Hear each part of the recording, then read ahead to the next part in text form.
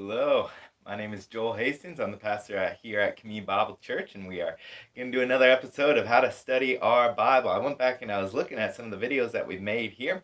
I think we got over about 2 hours into this series when you put it all together there, and so hopefully just a good little chunk if you ever want to go back. If you haven't ever watched all of them, maybe it'd be a good afternoon activity. If you want to just kind of make it a seminar or something like that, you can always go back and watch them. There's a playlist on our YouTube page along with all our sermons and teachings and things like that. And so just a good resource for you if you haven't ever checked that out. And I appreciate all those that have subscribed and liked the videos and commented and all that. That just helps us out a lot as well here. But today we're going to continue going on in our second step here, stage 2 still, of how to study our Bible. And we're in that interpreting what the text means. And so we've really been talking about the context of the how to understand the context and talking about the different types of context.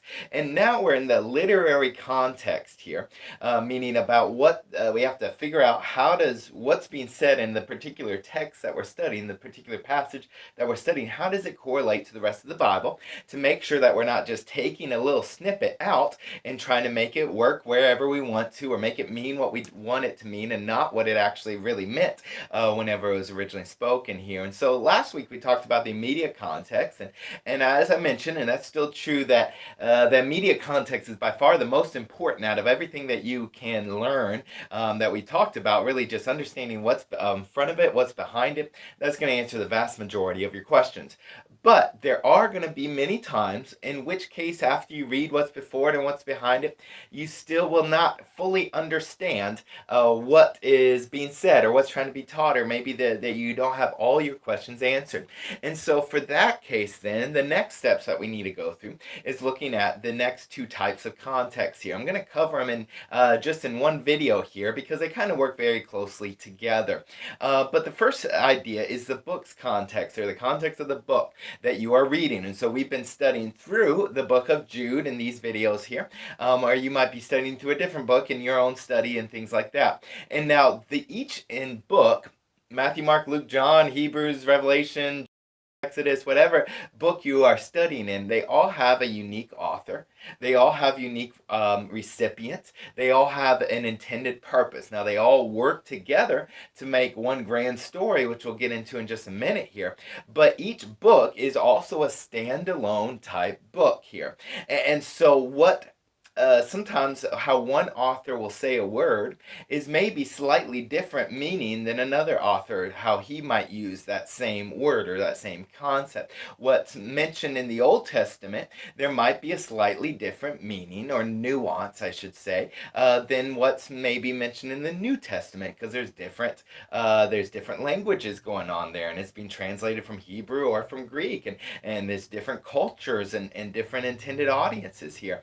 And so we need to understand just the overall meaning of the book as a whole. And so to do that, one thing that is obviously the most important is you just got to read through the entire book. And so if you're reading through the book of Romans and you come across a passage that's like, man, this is hard to understand, well, read through the whole book all together one more time with that one concept in mind there. And as for instance, like Romans chapter 9 is always the one that gets a lot of people confused, and a lot of questions come up. But you need to read from Romans chapter 1 all the way through the end, and when you read through it with that in mind, then all of a sudden you're going to say, oh wait, no, he's building an argument, and this helps fit inside that argument. And so whenever you come across a passage that you're really just struggling with, I always encourage you to go back, read through the entire book with that concept in mind. And honestly, besides some of those Old Testament books that are super long, the vast majority of books you can easily read in one afternoon. Some of them, many of the books in the New Testament especially, you can read in under an hour, 10-15 minutes if you're a fast reader there. And so it's not that it's just going to take an enormous amount of time, but rather it will be just immensely helpful if you read through that entire book, that topic in mind, and that will help you understand it. Now, there's other things that you can also do to also help you out with that. I always encourage, there are different outlines that you can go online and find. And then there's also like my study Bible, my ESV study Bible, and many of the other study Bibles. At the very start of each passage or each book, they will include an overarching outline of the book. And that also kind of helps you piece together and say, oh, okay, chapters 1 and chapters 2 are about this, chapters 3 and 4 about this, chapter 5 and 6 about this. And just having that concept in mind, the overarching flow of the book, will help you also understand how this particular passage fits into the overarching book. But let's say then you read through the book, or you're reading through the book of Jude. Obviously that one takes just 5 minutes to read through, or you're reading through any of the other book of Hebrews or whatever, and you come across the passage and you're saying, I still just do not understand this. Because what you feel like it's what it's saying right there is contradicting even what you feel like it's saying in another part of the passage or another part of the Bible.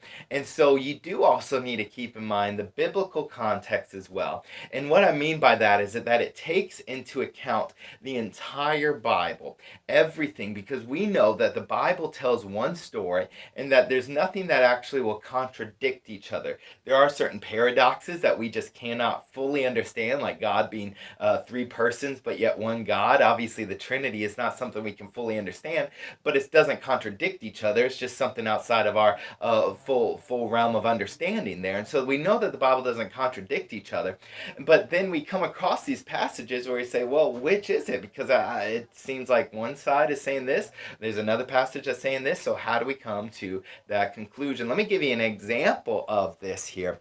I'm going to turn over to Romans chapter 5, verse 1. Now, we've been going through the book of Jude, but for this particular case, I thought this would be a good example for us here. And Romans 5:1, a famous verse, says, therefore, since we have been justified by faith, we have peace with God through our Lord Jesus Christ. Now, being justified means to be declared innocent. So we are going to be declared innocent from our sins by what? By faith, okay? That is how we are declared innocent, and therefore we can have peace with God through our Lord Jesus Christ, because we have been declared innocent by faith. Interestingly enough, though, if you were to go through and you're just reading through the New Testament, eventually you're going to get to the book of James. And the book of James says, in James 2:24, it says, you see that a person is justified by works and not by faith alone. And we say, okay, well, that certainly seems contradictory. That certainly seems like it's okay. Is it going to be you are justified by faith alone? Or are you justified by works and not just by faith alone? How is that possible? And so this is a very confusing passage, so much so that even the great reformer Martin Luther said he wasn't too fond of the book of James. It was a right strawy epistle, if I remember right, is what he called it, because he didn't like this passage, because obviously the Roman Catholic Church would love this and teach that you had to do these good works in order to get saved.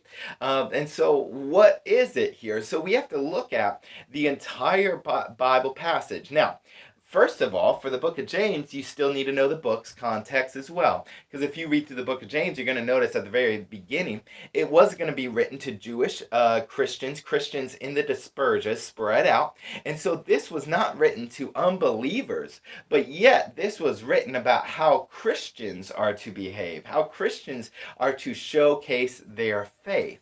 And that makes a huge difference, because for the book of Romans, it was also written to Christians, but yet when you read through the book of Romans, you see that Paul is laying out the salvation story, that we were sinners, that we could not have any access to God because of our sin, that we were completely shut off.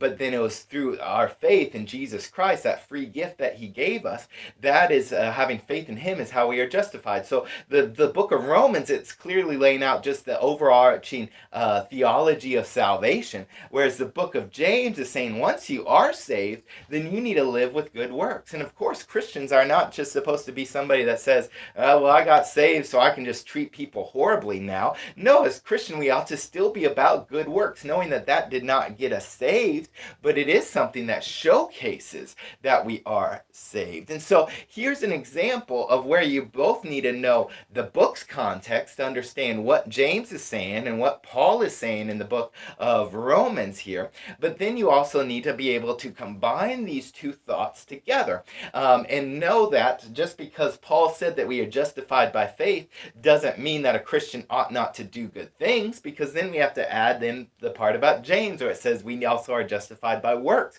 and that we showcase that we are justified by our works as well. And so that's where the idea is now, where this one small example of how we need to combine the context of the overarching Bible. Now, you might say, okay, well, that's great, but how do I know this, or how do I find different passages? Well, thankfully, in the year 2021, there's lots of great resources. For a long time, I used this book is one that was given to me a long time ago, the MacArthur Topical Bible, and it's just a good book that where whatever topic you want to look at, it has different verses for whatever topic you want to look up at, and it's just a good resource there. But in reality, you don't even necessarily need a book like that anymore. There are many different resources online that you can just log into and say Bible verses about love, verses about justification, or Bible verses about that, and there's going to be many resources online where it will show you 10 or 12 verses. Now, with all of that, obviously I'd recommend that you make sure that you're reading out of a good translation and you're not in one of the bad translations or the false translations. But as long as you're reading out the good translation, I would still write all those passages down that you find on a website, and then open up your Bible and still kind of read up above them and down below them, so you're not just pulling out random verses out of context, but you're understanding what those things are saying as well. And then when you get really, 5 or 10 different of the key passages here, and you start to read it, now you're going to get a more full scope of what that topic is being talked about here. And so it's just so important that we not just take one verse and say, this is what it means, and I'm sure of it, and I'm not going to do any more work to make sure that that's what it means, but rather we are being diligent to study God's word, and that we are a workman that is not ashamed because of all the diligence that we had in studying God's word. So that's what I have for you guys today. I hope that you have a great rest of the afternoon, and I'll see you here in a few more weeks.